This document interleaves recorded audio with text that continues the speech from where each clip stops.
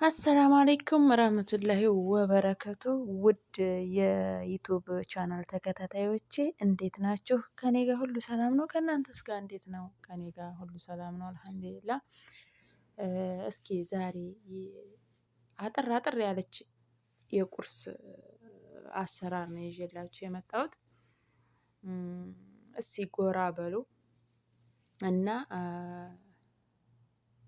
ሰብስክራይብ አድርጉኝ፣ ላይክ፣ ኮሜንት አስተያየት ስጡኝ። በነገራችን ላይ በመዳን ቤት ለምትሰሩም ወይም ደግሞ ባለትዳር የሆናችሁ ሴቶች ይመለከታል።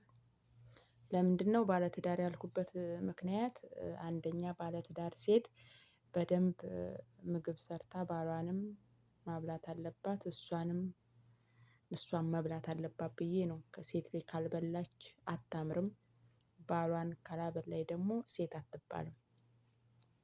እንደኔ አስተያየት ማለት ነው። ሌላው ደግሞ በመዳም ቤት ደግሞ የመዳም ቅመሞች ለምለው ደግሞ የመዳም ቅመሞች አንደኛ ስራዋን መብላት አለባት፣ ሰውነቷን እንዳይጎዳ። ካልበላች መስራት አትችልም፣ ሰውነቷን ትጎዳለች። ሳትበላ ምግብ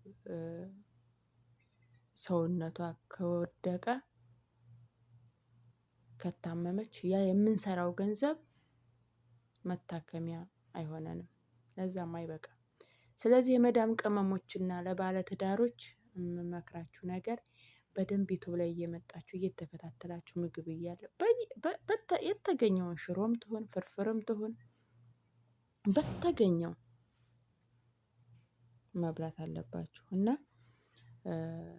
ሰላማችሁ ብዝት ይበሉልኝ። ከዛ ቁርስን ሰራ ምናምን አድርጌ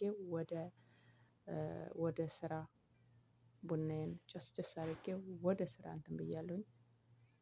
መልካም ጉዞ። ሰብስክራይብ ሸር አድርጉ።